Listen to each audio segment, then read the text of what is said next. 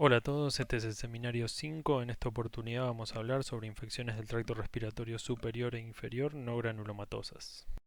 Al finalizar esta clase deberíamos ser capaces de comprender la etiología y patogenia de las infecciones respiratorias, evaluar la epidemiología de las mismas, conocer los métodos diagnósticos y las medidas de prevención adecuadas para evitarlas. Las vías respiratorias superiores están colonizadas por numerosos microorganismos. Se estima que existen entre 10 a 100 bacterias anaerobias por cada bacteria aerobia. La distribución de las mismas va a depender de qué zona anatómica estemos hablando. También existen algunos microorganismos que son potencialmente patógenos, como pueden ser Streptococcus pyogenes, Streptococcus pneumoniae, Staphylococcus aureus, Neisseria meningitidis, Haemophilus influenzae, Moraxella catarrhalis. El aislamiento de estos microorganismos se muestra en las vías respiratorias superiores, no define su patogenicidad.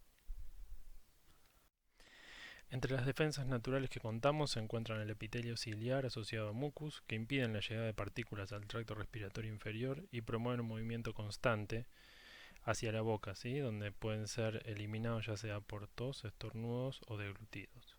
También contamos con sustancias como la lisozima, ¿sí? La inmunoglobulina secretoria y la lactoferrina que dificultan la replicación de los patógenos. Si las partículas llegan, ¿sí? A lo que sería el espacio alveolar, también se encuentran los macrófagos alveolares como mecanismo de protección. Si tenemos que hablar de lo que serían los orígenes, ¿sí? De las infecciones, pueden ser de dos tipos: las exógenas, ya sea por aerosolización de macro o microgotas o también contacto directo, y también las endógenas, ¿sí? Las endógenas están causadas por cambios en las condiciones de la microbiota habitual. Ahora empezamos con rinitis. La rinitis es un cuadro caracterizado por rinorrea, es decir, secreción nasal, y obstrucción nasal, ¿sí? A lo cual se puede agregar estornudos, prurito nasal, congestión y lagrimeo.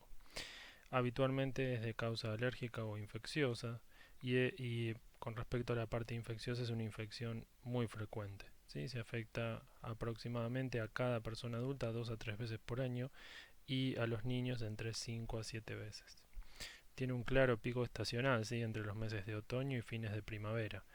El contagio se produce ya sea por contacto directo o aerosolización de secreciones. Entre los agentes etiológicos más frecuentes se encuentran los rinovirus, ¿sí? El virus incisional respiratorio, coronavirus y metaneumovirus. El diagnóstico es clínico, la infección es autolimitada y confiere a inmunidad de corta duración. Aproximadamente uno de cada 200 resfríos virales devienen en sinusitis, ¿sí? Muchas de estas sinusitis eh, son un continuo con respecto al cuadro de rinitis, ¿sí? Por eso la clínica se superpone con la de rinitis. En general existen lo que se conoce como tres patrones clínicos de rinosinusitis. Un primer caso, que los síntomas persistentes que exceden por más de 10 días, ¿sí? Recordemos que la rinitis habitualmente dura 3 a 7 días. Un segundo escenario que sería con síntomas más severos, con fiebre alta y secreción mucopurulenta nasal. Y en último, digamos, ejemplo, sería un cuadro que parece resuelto, es decir, los síntomas empiezan a mejorar, empiezan a remitir y en un corto periodo de tiempo vuelven a aparecer y además empeorados, ¿sí?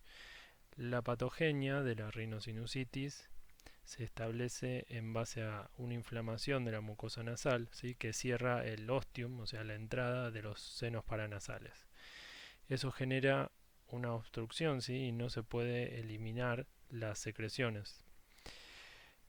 Se cree también, y está bastante demostrado, que durante los episodios de aumento de la presión dentro de la cavidad nasal, ¿sí? Como pueden ser los estornudos, se produce el pasaje de secreciones y bacterias a esa cavidad que está aislada y que no puede eliminar secreciones. De esta manera se dematiza el epitelio, ¿sí? Y disminuyen los mecanismos de defensa y así se favorece la infección. Las sinusitis se clasifican según el tiempo de duración en agudas, subagudas y crónicas. La duración de la sintomatología es la que permite predecir cuál es el patógeno más probable. Las sinusitis agudas son habitualmente causadas por virus respiratorios, ¿sí? Y en general no duran más de 7 a 10 días. En cambio, las subagudas son cuadros, ¿sí? Con síntomas más marcados, con empeoramiento de los síntomas iniciales y habitualmente con fiebre alta. Estos tienen una duración de 4 a 12 semanas y en general es de etiología bacteriana, ¿sí? Principalmente Streptoneumoniae, Haemophilus influenzae y Moraxella catarrhalis. Las sinusitis crónicas son aquellas que la sintomatología se extiende más allá de las 12 semanas, ¿sí? Y en este caso se suelen encontrar etiologías bacterianas y también micóticas. El diagnóstico de sinusitis aguda es clínico y permite el tratamiento empírico en la gran mayoría de los casos. Ante la presencia de alguna de las complicaciones, como abscesos periorbitarios, celulitis o complicaciones craneales, está indicado el diagnóstico microbiológico. Otras condiciones que también tienen indicación de diagnóstico son, en el caso de sinusitis crónicas, la sinusitis en pacientes inmunocomprometidos y la sinusitis que no responden al tratamiento empírico. La toma de muestra se realiza mediante un endoscopio, habitualmente por exploración a través de las cavidades nasales. La técnica de la toma de muestra es fundamental para obtener una muestra representativa, ya que la cavidad nasal se encuentra colonizada por flora respiratoria. En un esfuerzo adicional para identificar infección y discriminar de una muestra contaminada, se utilizan medidas cuantitativas para el cultivo. El gol estándar sigue siendo la punción del seno, procedimiento más invasivo pero con menor probabilidad de contaminar la muestra. Una vez obtenida la muestra, la misma se va a cultivar para detectar los patógenos más prevalentes según el medio en el que trabajemos.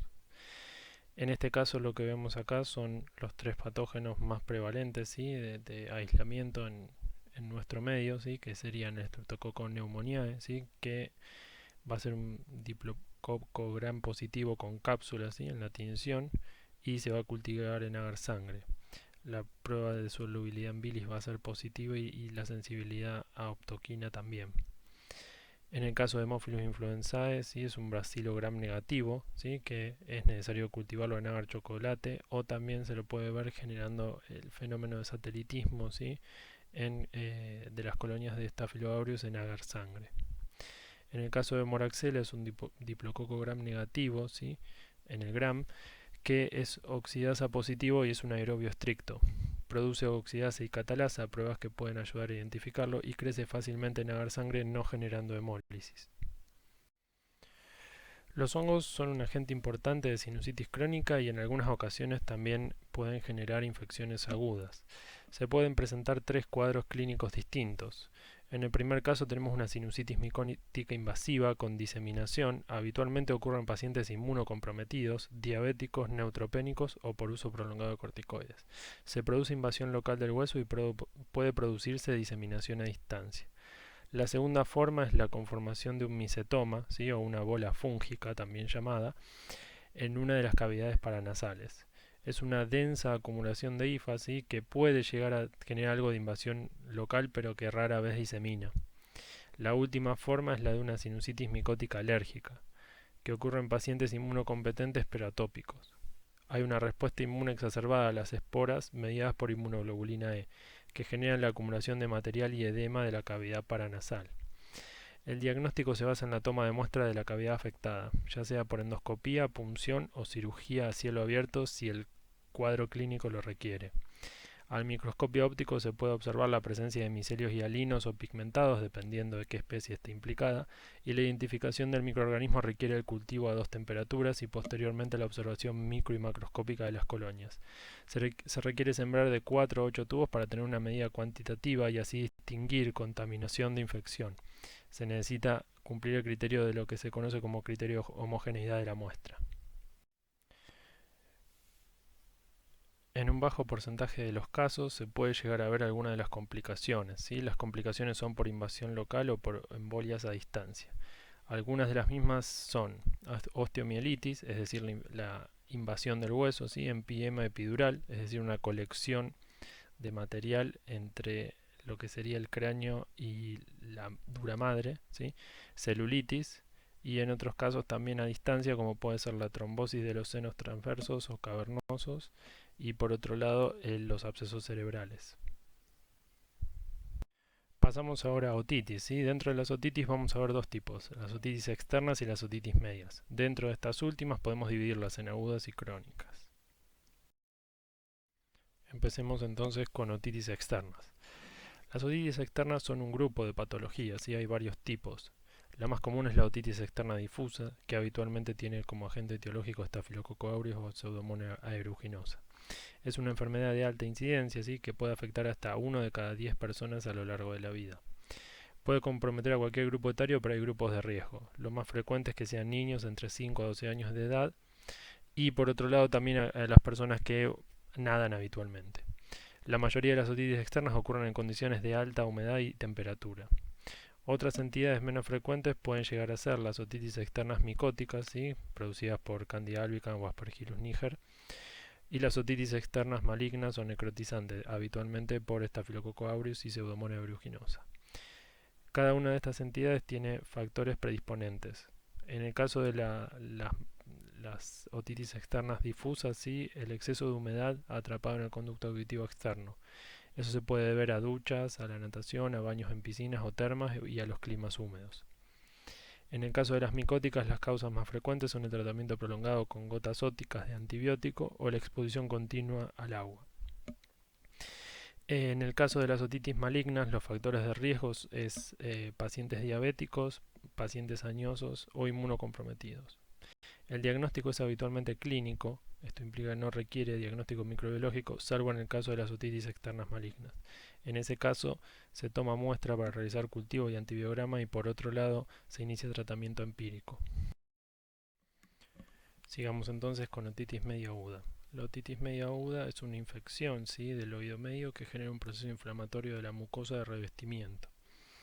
Es una infección extremadamente frecuente en pediatría, ¿sí?, y ocurre entre los 6 y 24 meses de edad. Aproximadamente el 80% de los niños a los 3 años de edad han tenido un episodio de OMA. La otitis media con efusión es el compromiso inflamatorio del oído medio en ausencia de infección aguda. Y la supuración crónica del oído corresponde a un proceso infeccioso acompañado de perforación de la membrana timpánica. En la mayoría de los casos, los pacientes se encuentran cursando un cuadro infeccioso, ¿sí?, del tracto respiratorio superior o algún tipo de proceso alérgico que favorece la congestión e inflamación de la mucosa nasal, nasofaringe y de la trompa de Eustaquio. La obstrucción de la trompa de Eustaquio es la que produce la acumulación de secreciones en el oído medio y secundariamente la sobreinfección bacteriana o viral que genera la supuración y la otitis media aguda. La efusión, o sea, la secreción dentro del oído medio, ¿sí?, puede persistir por varias semanas o meses luego de la resolución de la infección. De esta forma, la otitis media con efusión puede aparecer en forma espontánea en pacientes con disfunción de la trompa de Eustaquio o como una respuesta inflamatoria luego de la resolución de una OMA.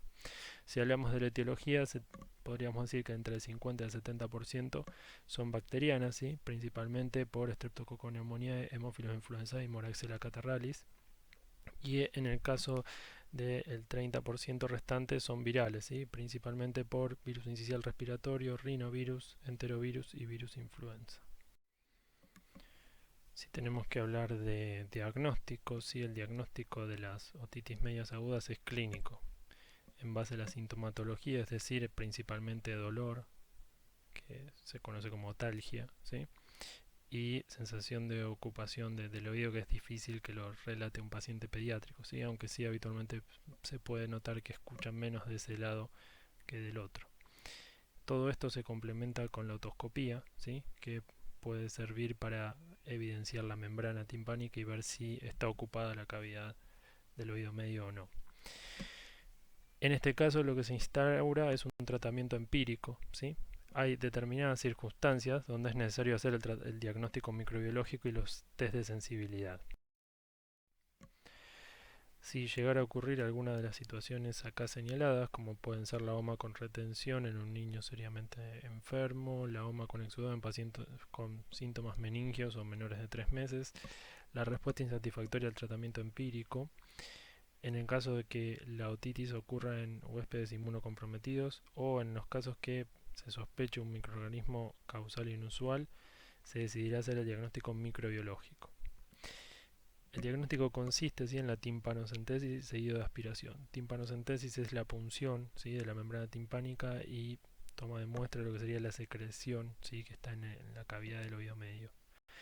Es importante utilizar tubos secos y en el caso que se sospeche, ¿sí?, una otitis media supurada o en las otitis medias crónicas, colocarlos en un medio de transporte apropiado para anaerobios. En el caso de las otitis medias crónicas, lo que vamos a ver es una inflamación persistente de las estructuras del oído medio. Esto va a estar caracterizado por una otorrea recurrente, secreción a través del oído, que dura habitualmente entre 2 a 6 semanas. Los gérmenes implicados son principalmente los anaerobios, pero también podemos encontrar Pseudomonas aeruginosa y Escherichia coli y Proteus. Para realizar el diagnóstico microbiológico se deberá hacer de nuevo una timpanocentesis, es decir, la punción a través de la membrana timpánica y toma de muestra de la secreción. Es importante recordar que el transporte de estas muestras va a ser por un lado en tubo seco y también en frascos con atmósfera apropiada para detectar anaerobios. Obviamente que dentro del procesamiento vamos a utilizar cultivos en medios adecuados, ya sea tanto para los gérmenes Pseudomonas, Escherichia coli, como también para el aislamiento de anaerobios. Pasemos ahora a hablar de faringitis. Las faringitis son un cuadro clínico caracterizado por odinofagia, es decir, dolor de garganta, y disfonía, que el principal mecanismo de lesión que hay es una inflamación de la mucosa. Las faringitis agudas suelen ser víricas o bacterianas. La mayor parte de estas infecciones ocurre durante los meses fríos y tienen una alta probabilidad de contagio dentro del grupo familiar. Tanto en niños como adultos, lo más frecuente es que la faringitis sea viral. Pero también es cierto que las faringitis bacterianas son mucho más frecuentes en niños. La gran mayoría de estos casos de faringitis bacterianas son por estreptococo beta hemolítico del grupo A. Esta patología en particular es una causa grave de faringitis, que lleva a complicaciones serias si no es tratada a tiempo. En el caso de hablar de streptoneumonía y hemófilus, son agentes colonizadores de faringe, pero no son agentes etiológicos de faringitis. Más importante que la faringitis en sí son las complicaciones de la faringitis estreptocóxica. La faringitis estreptocóxica se ve un 15 a 30% en niños y en un 5 a 10% de los adultos. Dentro de las complicaciones tenemos las complicaciones supurativas y las no supurativas. Las complicaciones supurativas pueden ser el absceso periamigdalino, la mastoiditis, la sinusitis aguda, una otitis media, meningitis, abscesos cerebrales, trombosis del seno cavernoso, neumonía estreptocóxica y embolias sépticas. Por otro lado, las complicaciones no supurativas pueden ser la fiebre reumática o la glomerulonefritis. Como decíamos anteriormente, la mayoría de los casos de faringitis corresponden a una etiología viral, pero por otro lado tenemos un porcentaje menor que corresponde a una etiología bacteriana y particularmente faringitis estreptocóxica. Por eso se han utilizado durante mucho tiempo una serie de criterios que nos hacen sospechar de una etiología bacteriana. Estos criterios son exudados amigdalinos, adenopatías cervicales con aumento de tamaño y dolor, ausencia de tos y fiebre. Si uno encuentra a alguien, a un paciente, con estos signos y síntomas, se debe realizar un hisopado de fauces. Una vez realizado el hisopado de fauces, lo que se procede a hacer son dos test. Por un lado un test rápido y por otro lado el cultivo del mismo. Para realizar el hisopado de fauces se van a frotar dos hisopos en los pilares posteriores de la faringe y en las amígdalas, cuidando de no tocar el resto de la cavidad bucal. Luego se van a colocar en un tubo con un medio de transporte. Una vez obtenidos los dos hisopos, vamos a usar el primer hisopo para un método rápido, o strep test. Este test se va a informar como positivo y en el caso que sea negativo, vamos a utilizar el segundo hisopo para hacer el cultivo. El cultivo se va a hacer en agar sangre y lo que vamos a ver son cocos gram positivos que con respecto a las pruebas para identificarlo va a ser catalasa negativo, vacitracina positivo, PIR positivo y el serotipo del grupo A. Pasamos ahora a difteria.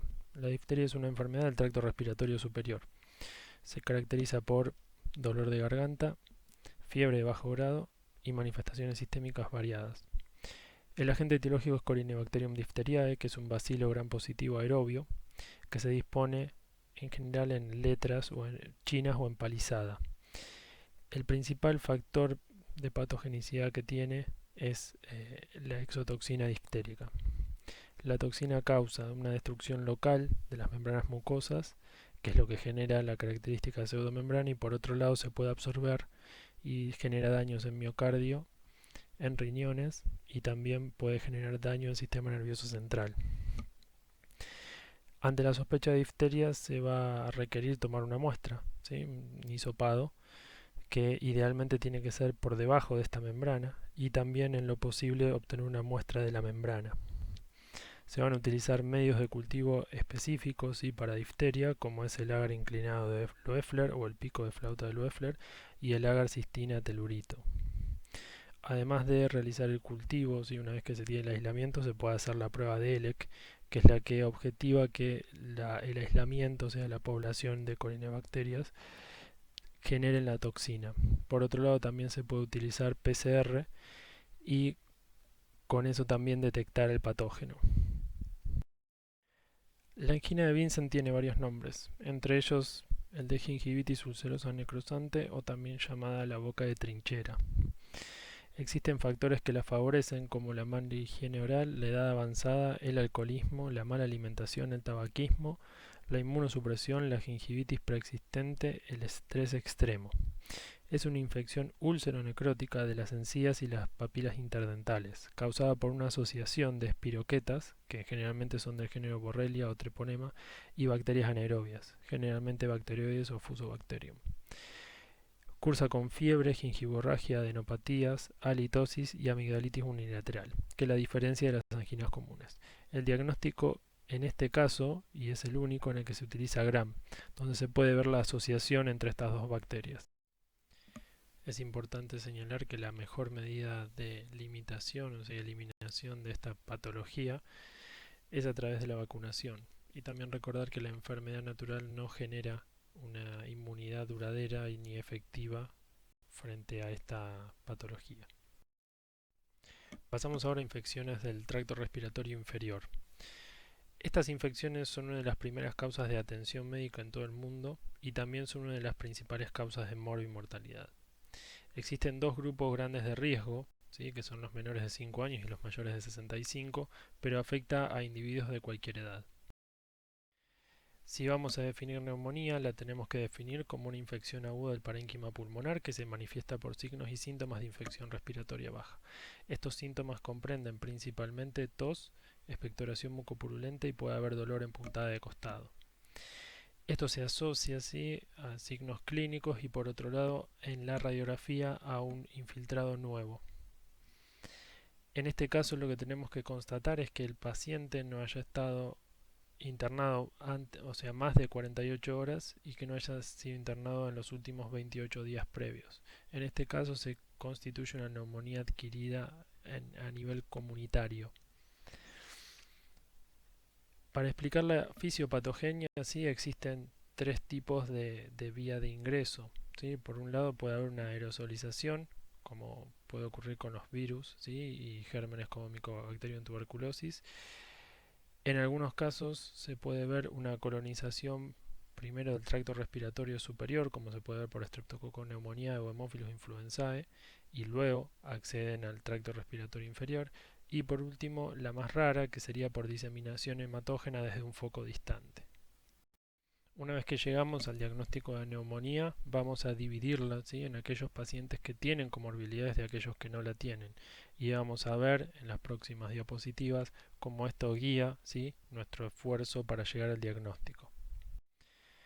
En el caso de individuos adultos sin comorbilidades, los agentes etiológicos más habituales son Streptococcus pneumoniae, Haemophilus influenzae, Staphylococcus aureus, Mycoplasma pneumoniae, Chlamydophila pneumoniae y algunos virus respiratorios.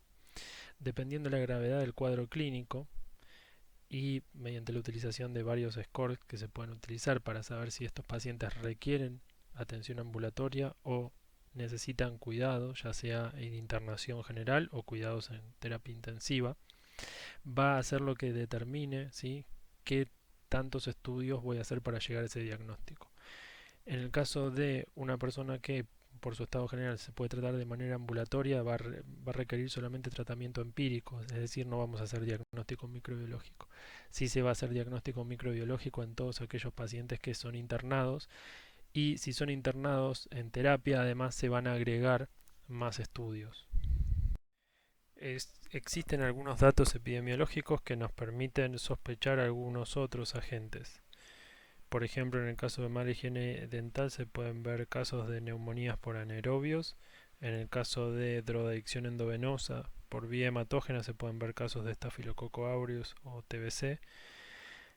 En el caso de que tengamos contacto con aguas estancadas, principalmente desde el punto de vista de las inundaciones y demás, uno puede llegar a sospechar la leptospirosis. En el caso de exposición a aves, ya sea aves domésticas, ¿sí? Puede llegar a ocurrir una citacosis, y en pacientes que tienen fibrosis quística es mucho más frecuente Pseudomonas aeruginosa.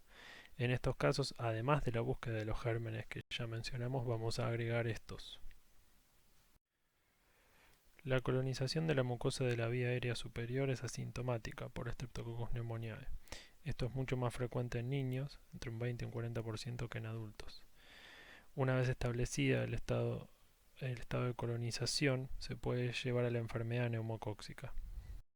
Volviendo ahora a diagnóstico de neumonía adquirida en la comunidad, tenemos por un lado la clínica, los síntomas que habíamos nombrado de infección respiratoria baja, y por otro lado la radiología, ¿sí? La placa de tórax, que va a tener un patrón intersticial o alveolar. En los casos que amerite diagnóstico microbiológico, que habíamos dicho que eran en los casos que requiere principalmente internación o ante la sospecha de determinados microorganismos por los factores de riesgo o por comorbilidades, ¿sí? Lo que se va a realizar es un esputo. La muestra de esputo, ¿sí? Consiste en la expectoración en un frasco de boca ancha, que para que sea válida requiere de 3 criterios. En primer lugar, el paciente no debe haber tomado antibióticos previos, tiene que haber al microscopio óptico, ¿sí? De lente de 100 aumentos, más de 25 polimorfonucleares y menos de 10 células epiteliales planas por campo.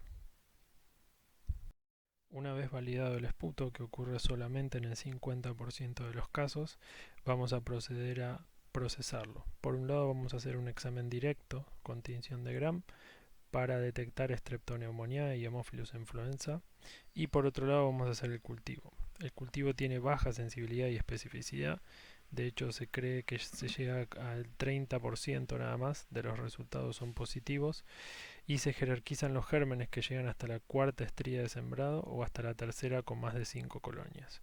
Una vez que se produce el aislamiento, se tiene que identificarlo mediante las pruebas, ¿sí? En el caso de Streptococcus pneumoniae, vamos a tener con aspecto microscópico y macroscópico, son colonias con alfa hemólisis, ¿sí? En agar sangre, y por otro lado son sensibles a la optoquina. Si se hace la prueba de solubilidad en bilis, va a ser soluble. Como decíamos anteriormente, había dos tipos de patrones, un patrón alveolar y un patrón intersticial. En este caso lo que se puede ver es el compromiso, ¿sí? De los tabiques sin el compromiso del espacio alveolar. Se ve un engrosamiento, o sea, de los tabiques, y no se ve ocupación del espacio alveolar. Esto se traduce en la radiografía con ese patrón intersticial, también llamado en alas de mariposa. Esto es mucho más frecuente en las infecciones virales o en aquellas causadas por micoplasma o clamidófila. Existen también otras herramientas para llegar al diagnóstico. Por un lado se puede hacer antigenuria, esto es la detección en orina, ¿sí? Del antígeno de polisacárido C por inmunocromatografía de membrana. Esto tiene una alta sensibilidad y una elevada especificidad y permite el diagnóstico rápido. Por otro lado, en el caso de sospechar infecciones por clamidófila o micoplasma, lo que se va a hacer es una búsqueda de anticuerpos. Se pueden buscar anticuerpos IgM, y también se puede hacer la seroconversión de IgG, tomando las dos muestras, ¿no? Una al principio y otra una vez que pase el periodo de convalecencia. En el caso de individuos que están graves y que están intubados, se toman otro tipo de muestras, ya que no se puede hacer esputo. La técnica más sencilla es el aspirado traqueal, una aspiración de las secreciones traqueales, que tiene los criterios de validación similares al esputo. Por otro lado, lo que podemos realizar es un lavado bronquioalveolar. Esta es una técnica más invasiva que requiere de personal y material específico, ¿sí? Un broncoscopio. Lo que se hace sí es introducir el broncoscopio, se llega hasta un bronquio distal, se instila solución fisiológica y se aspira la misma. Esto tiene un punto de corte, como se puede ver acá, menor que el aspirado traqueal, ya que es una muestra más limpia. Algunas diapositivas atrás habíamos definido las neumonías adquiridas en la comunidad en dos grupos, con comorbilidades y sin comorbilidades. En aquellas que hay comorbilidades no va a importar el cuadro clínico, ¿sí? O sea, en este caso no vamos a dividir nuestro esfuerzo terapéutico, nuestro esfuerzo de diagnóstico en base a la gravedad del cuadro. En estos casos siempre se requiere tomar muestra para hacer diagnóstico microbiológico. Dependiendo en qué grupo estemos, va a haber distintos patógenos como se nombran en esta lista. Sigue la lista de factores de riesgo y determinados patógenos. Recordar que en estos casos no solo se va a buscar el patógeno que se nombra, es decir, por ejemplo, exposición a alrededores antivirus, sino que también vamos a buscar a los patógenos habituales. Sigamos ahora con infecciones respiratorias agudas bajas. Las infecciones de este tipo son una de las causas principales de morbimortalidad en menores de 5 años, y los menores de 2 años son el grupo de mayor riesgo de mortalidad. En este grupo, la etiología viral es la gran mayoría de los casos. Los patógenos más importantes son el virus inicial respiratorio, parainfluenza, metaneumovirus, influenza y adenovirus. Además de estos patógenos, tenemos que sumar a los rinovirus, a los patógenos emergentes como los coronavirus y las variantes nuevas de influenza. La etiología bacteriana es mucho menos frecuente, se ve generalmente en individuos de mayor edad, pero en los casos que se ve suele ser causado por Streptoneumoniae y Staphylococcus aureus. Se han identificado una serie de factores de riesgo para padecer infecciones respiratorias agudas bajas. Se pueden dividir para su estudio en factores ambientales y factores del huésped. Dentro de los factores del huésped podemos hablar la falta de lactancia materna, la vacunación incompleta, prematurez, bajo peso al nacer y la desnutrición. Y con respecto a los factores ambientales tenemos el hacinamiento, la época invernal, la asistencia a guardería, madre analfabeta funcional, madre adolescente, contaminación ambiental y contaminación domiciliaria, ya sea por el consumo de biomasa o de tabaquismo. Es importante señalar que en los menores de 2 años los virus respiratorios son la causa más frecuente de neumonía. Con respecto a las neumonías agudas bacterianas, la etiología va a depender de la edad, el estado de vacunación, la presencia de enfermedades de base o la exposición a determinados patógenos específicos. En la etapa neonatal inmediata se pueden encontrar infecciones por Streptococcus agalactiae principalmente y también por enterobacterias. Es mucho menos frecuente ver infecciones por Listeria monocytogenes o Chlamydia trachomatis. En edades posteriores, Streptoneumoniae es el agente más frecuente y a partir de los 4 años se empieza a haber casos de Mycoplasma pneumoniae. Hay dos situaciones particulares que merecen especial atención. En primer lugar, la aparición de casos, ¿sí?, de Staphylococcus aureus meticilino resistente de la comunidad, adquirido en la comunidad, no digamos en el ámbito intrahospitalario. Esto debido a los esquemas terapéuticos que hay de tratamiento empírico hace que tengan una evolución desfavorable. Por otro lado, a partir de 2003 se vio un incremento en los casos de tos convulsa y de hecho entre 2010 y 2011 hubo un aumento de la mortalidad. Los estudios demostraron que un porcentaje significativo de la población adulta no presentaba inmunidad. Lo que ocurría en estos casos es que el individuo adulto presenta un cuadro clínico leve, ¿sí?, con poca sintomatología, pero que sí es contagioso, y que en general los cuadros graves se ven en menores de 1 año. Con la reinstauración, digamos, de la vacunación triple bacteriana celular a los 11 años y a todas las embarazadas, lo que se observó es una disminución significativa en la mortalidad en menores de 6 meses. Hablemos entonces ahora de bronquiolitis. La bronquiolitis es un cuadro clínico de etiología viral, caracterizado por una inflamación difusa y aguda de la vía aérea. Se presenta con sibilancias, que estas están siempre, y puede presentar además fiebre, rinorrea y tos seca. Es más frecuente en lactantes y predomina en los meses de otoño e invierno. Como agentes etiológicos, el más importante es el virus incisional respiratorio y también existen otros agentes virales, como pueden ser el virus para influenza, metaneumovirus y adenovirus. El virus inicial respiratorio es transmitido por secreciones contaminadas de un contacto cercano, en forma directa o por medio de fomites. La vía más frecuente de contagio es el contacto con un enfermo, pacientes ambulatorios, o en pacientes hospitalizados. La transmisión también puede deberse a las manos contaminadas del personal. El periodo de incubación es corto, se calcula entre 2 a 8 días, y el virus se elimina en secreciones respiratorias durante 3 a 8 días. Esto puede prolongarse en niños pequeños e inmunocomprometidos. Aunque el adenovirus es un agente etiológico mucho menos frecuente de bronquiolitis, la importancia de identificarlo radica en la posibilidad de iniciar brotes intrahospitalarios. El cuadro clínico habitual es una neumonía que no mejora con antibióticos, que empeora en la placa radiológica. En un porcentaje variable de pacientes puede curar con secuela. Y en muy bajo porcentaje, 20% aproximadamente, se puede asociar a conjuntivitis. El diagnóstico de bronquiolitis es clínico. El diagnóstico microbiológico se realiza en general con fines epidemiológicos y en aquellos pacientes internados para adecuar las medidas de profilaxis, como hablábamos recientemente del adenovirus, y por otro lado limitar el uso de antibióticos profilácticos. La toma de muestra ideal es un aspirado nasofaríngeo dentro de los 3 primeros días de iniciados los síntomas. Se realiza con una sonda pequeña, una K30 o K33, que se utiliza para arrastrar las secreciones con solución fisiológica. Se recolectan en frasco estéril con tapón a rosca que se conserva y transporta refrigerado. Una vez obtenida la muestra, se pueden realizar técnicas de inmunofluorescencia ELISA para detección de antígenos virales, y en general son anticuerpos monoclonales que se utilizan para 7 virus, que son los agentes etiológicos más frecuentes. Por otro lado, también podemos realizar la detección de ácidos nucleicos mediante PCR, y por último, técnicas de aislamiento viral, que aunque son obviamente un gol estándar para llegar al diagnóstico, son técnicas de uso infrecuentes, quedan más relegadas a la parte de investigación que a la parte de diagnóstico clínico. Dentro de las medidas de prevención tenemos aquellas diseñadas para eliminar los factores predisponentes, como son la vacunación completa, la lactancia materna, eliminar la contaminación intradomiciliaria. Y también tenemos las medidas específicas. ¿Sí? Existe un anticuerpo monoclonal, palivizumab, para virus inicial respiratorio que se utiliza en población de riesgo. En cuanto al ambiente intrahospitalario, existen precauciones estándar para prevenir el contagio institucional.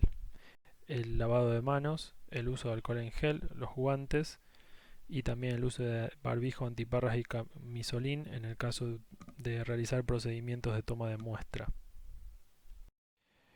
Las vacunas antipertusis, antisarampionosa, antihemófilus, antineumocóxica y antigripal, aplicadas de acuerdo con las recomendaciones del Calendario Nacional de Vacunación, son altamente eficaces para disminuir la mortalidad por infecciones respiratorias. Se debe corroborar la administración de las vacunas antigripal y triple bacteriana durante el embarazo o puerperio. Existe población de riesgo que tiene mayor probabilidad de complicaciones y mayor mortalidad que la población general. Dentro de este grupo se encuentran las personas mayores de 65 años y aquellas menores de 65 años pero que tienen los siguientes factores de riesgo: enfermedad cardiovascular, inmunocompromiso, enfermedad hepática, pulmonar o diabetes. En esta población está indicado aplicar la vacuna anti-hemófilus, anti-influenza y antineumocóxica. La neumonía intrahospitalaria es la segunda infección hospitalaria en frecuencia y constituye una causa importante de morbimortalidad en pacientes internados. Se define como un cuadro agudo de infección del parénquima pulmonar que ocurre 48 horas después de ingresar a un hospital y hasta 28 días post-egreso hospitalario.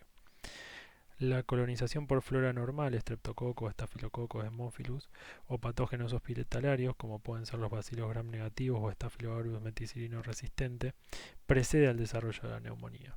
Se la clasifica en temprana y tardía. La temprana, 4 a 7 días, habitualmente ocurre por patógenos de la comunidad que colonizan la orofaringe: Streptoneumonía, Haemophilus influenza, Staphylococcus aureus. La tardía es causada por patógenos que colonizan la orofaringe pero son del ámbito intrahospitalario. Para desarrollar una neumonía intrahospitalaria existen factores de riesgo modificables o no modificables. Por otro lado, la utilización de ventilación mecánica constituye el principal factor determinante de la aparición de la misma, siendo 6 a 20 veces más frecuente que en individuos no ventilados. Con respecto a la etiología de las neumonías intrahospitalarias coincide temporalmente con el patrón de colonización descripto. Los gérmenes producen desde colonización de la orofaringe y que llega hasta el tracto respiratorio inferior generando la neumonía intrahospitalaria. Los patógenos varían según la población en estudio, la enfermedad de base, el tiempo de exposición al riesgo y el lugar de ingreso. Las etiologías cambian según los países, ciudades, hospitales y hasta dentro de las distintas áreas de un mismo hospital. Los cultivos de sangre, líquido pleural y especímenes respiratorios obtenidos ya sea por minival o val son los que permiten identificar a los patógenos. Sin embargo, el uso previo de antibióticos, lo cual es habitual en este tipo de pacientes, reduce la sensibilidad de los métodos. Las neumonías intrahospitalarias, aún con el tratamiento antibiótico, constituyen un cuadro de alta mortalidad. Por eso lo más importante es la prevención. La prevención es el mecanismo fundamental y requiere de principalmente medidas de educación del personal para identificar los factores de riesgo. Por otro lado, el equipamiento adecuado para realizar las tareas, la cantidad de personal calificado por paciente, es decir, la cantidad de enfermeros, la cantidad de kinesiólogos y el uso de lo que serían las técnicas de asepsia, ¿sí? El lavado de manos, las medidas de aislamiento, son todas las estrategias que han permitido disminuir las infecciones intrahospitalarias.